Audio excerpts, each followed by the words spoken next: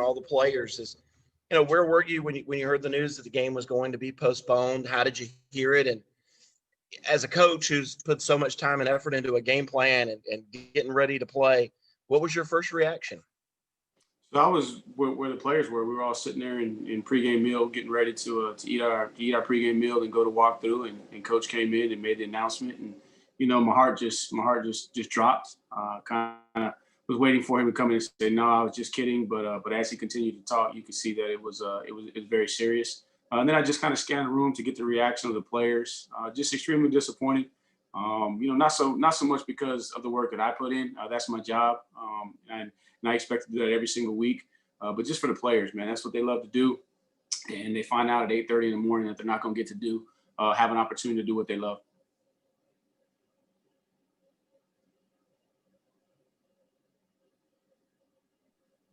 Coach, it's Trevor Gross from CUTigers.com. What was the mood of the team like coming back to Clemson? You said you broke up a little bit.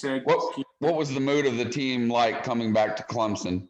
I think early on, everyone was disappointed, kind of shocked. Just your mind's racing. You're thinking about your family, especially as the players, their family members that have traveled, trying to communicate with them. So kind of in disbelief. And then as the day went on, we had an opportunity to kind of go back to our rooms and just decompress a little bit before we got on the bus. And when we got on the bus, you really couldn't tell that the guys were that upset, or they didn't show it. They just kind of said, "Hey, it is what it is. We can only control what we can control, and it's unfortunate we didn't get to play, but now we're just going to move on to the next opponent, which is Pitt."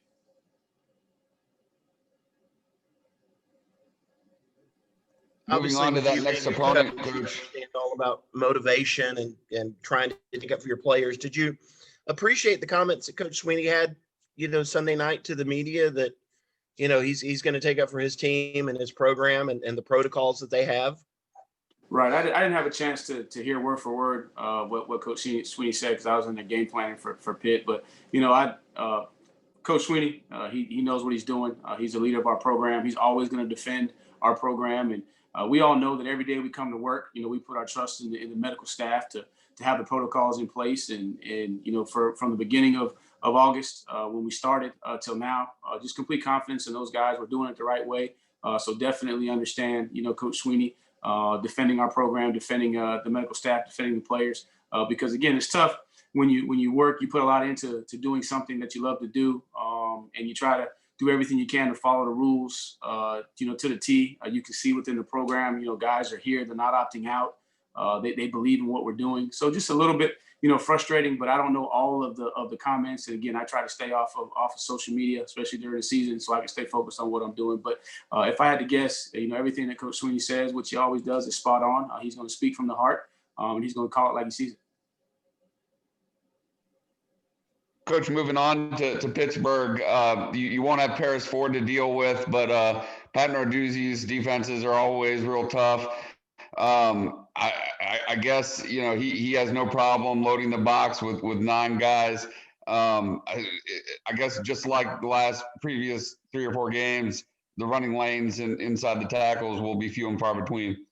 Very good assessment there. The structurally, that's what they want to do. If you're going to have, even if you spread them out and you got a 5-man blocking surface, they're going to find a way to get 7. If you got a 6-man blocking surface, they're going to find a way to have 8. And they're going to force you to win one-on-one matchups and make the contested plays, and they're going to make you throw and catch versus man coverage. And so they're going to force you to throw, quote unquote, the low percentage throws, and see can you come down with those. They'll give those up in order to be able to stop the run. So definitely got to make sure we do a good job of trying to keep them honest. You got to stay balanced, the best you can. Force the run when you need to, but also understanding that the structure is built to stop the run. So you're going to have to do some things just to try and, supplement your run game. But more importantly, you're going to have to throw and catch and make those plays down the field. Hey, Tony, this is Pete at AP. I know it's been a challenging year for everybody. What have you been called on maybe more to use in your coaching toolbox? Is it more a mental kind of keeping these guys in good mental shape, or is it just making sure practice is as consistent as everything so they have some sense of normalcy? And how have you handled some of this? Because this obviously is not normal. Right. I'd say for me, it kind of took me back to some of my younger years, just with the uncertainty, growing up and the constant change. And that just gave me the confidence to, hey, just stay the course, continue to be consistent in who you are. You've been through situations like this where things weren't always, what you wanted them to be, but you found a way to make the most out of it. As it relates to the players, probably just more communicating the big picture, trying to get them to understand the big picture, because obviously they're getting fed information from all different places. So trying to be able to take from them the information that's floating around in their head and help them to channel it in the right direction, but then also more importantly to understand what was going on. So from a coaching standpoint, practice is going to be practice. Once we hit the practice field, there's no deviating from the plan, so to speak. I mean, that's going to be, we have mental Monday, Tanoga Tuesday. We know what we're doing there. I think it's the time in between when you're interacting with the young men, just being able to make sure that they can process the best they can all the information that they're being fed. Tony, have these guys handled it as well as maybe you thought they would? Are you surprised how well they've handled it? Have they handled it well? I would say surprised and probably exceeded my expectations, just because I understand the world that they live in is constantly changing every day, even without everything that's going on with COVID. I mean, it's a challenge for them because they got social media, they have family members, they got friends. They live in an era where everybody self promotes, and now they're part of a program that it's all about the team, and you got to sacrifice some of your personal goals. So that was already tough, and then you throw on top of that all the issues with COVID and a lot of things that they have to adhere to, they don't understand. And sometimes as coaches, you don't quite fully understand, but you're trusting that the people that are making the decisions, are making the decisions for the greater good. Definitely the guys have handled it well. We're sitting here, you're talking about a 7-1 football team, and now going through this adversity. One thing I know about this program is we know how to respond.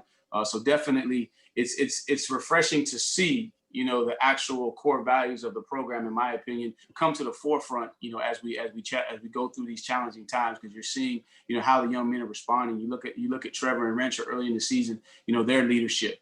Then you also look at the team's ability to rally around themselves when Trevor goes out. So you're starting to see just the real core values of this program, which I think is special. And a lot of times we talk about it as coaches, but unless you're internally in this building every single day, sometimes it may just be coaches speak to you guys. But for us, we're excited to see daily how the core values of our program are being able to be displayed. I mean, that must be good for you and all the coaches to see how, yes, these core values we talk about are in place and we've instilled it and we're kind of making a difference. At the end of the day, I can speak personally for myself. I can't speak for every other coach, but I would say that there's some sentiment about what I'm about to say. But as a coach, I feel like I'm going to be judged way beyond the plays that I call, the wins that I'm a part of, the losses that I'm a part of. I'm going to be judged based off of the interactions with the young men. So Coach Sweeney likes to say is the heart and souls. I truly believe that that's how I'm going to be judged. So when you can let that be displayed for the world to see, I think it just gives you encouragement as a coach, and it validates everything that you're doing, because a lot of times as a coach, you don't really see the fruits of your labor until several years have passed. When a young man comes up to you and says, man, I want you to meet my wife. These are my kids. This is what I'm doing with my life. Then you can tangibly say, okay, now it's coming to fruition. But to see it unfold, daily, in the lives of the young men that you're actually touching at this time is pretty special. Thanks. Hey, Tony, it's Josh from the Post and Courier. If you guys were to have to fly back to Tallahassee, do you think it'd be difficult or maybe kind of easy to get the players ready to play again, make that trip from a mental standpoint? I think these players, they just want to play. It doesn't matter. And obviously there'll be time between, that decision being made. And definitely that's not my decision. But if they say that's what we got to do, we're going to put together the best plan and we will have our guys ready to play. I think these guys are at a point in the season, they believe in the process of the season. And this is a championship phase. We talk all the time about people remember what you do in November. So I think these guys are focused in on not necessarily who they're playing, where they're playing, but having an opportunity to play. And they've been off now. For I guess this would be 3 weeks now. They haven't played in 3 weeks. I know Trevor hasn't played in 4 weeks, man. These guys are just excited to play. So I think all that other stuff, will be out the window, if that were to be the situation later on down the road. Hey, Coach, it's Trevor again. Pittsburgh leads the nation in both sacks and tackles lost. I guess pass protection, especially with Travis and the other backs, is going to be as important as ever. No doubt, because if they're playing their base defense, obviously they're going to rush for, and their ends are as good as anybody in the country. I think they're very highly rated on the NFL boards. I think they're up there at the top of the list in terms of sacks in the country. They play hard. They're very, very well coached. And then when they're not playing their base defense, they want to get some pressure, man. They're going to rush 6. And so it's going to be a situation where the backs are going to be critical, not just the backs, but the quarterback being able to identify and make sure that structurally we have our things called in the right direction so we can anticipate and pick up the pressure. So, man, it's going to be critical all the way across the board. And even the tight ends, if we have to get into some of those play action protections that we carry, they're going to be critical too. So, man, they do a great job. And again, shout out to their coaches, very well coached, man. The young men play hard. And because they don't do a ton on defense, they're really, really good at what they do, which I think allows them to be able to get pressure with 4. And then when they do decide in certain situations to bring the blitz, they're very effective at getting home with the blitz because their players know exactly what they're trying to get accomplished.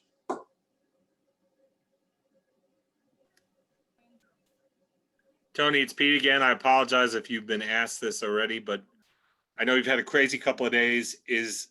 Was it a little weird coming to the office and not turning on South Carolina film? Because we're talking Thanksgiving, it's that week. Is it a little strange, or is it just part of 2020?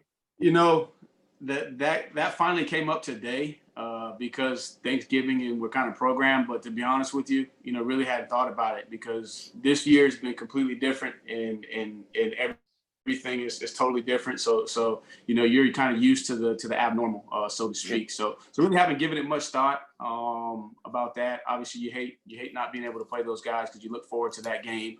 You know what it means to the state. You know what it means to the players. But certainly understand the circumstances and why we're not playing that game. But really for us, the crazy thing was coming in on a Sunday and not having a game to put to bed, before you move on to Pitt. So it was kind of different just going straight on to Pitt. But a benefit as well because it gives us a couple more hours of preparation.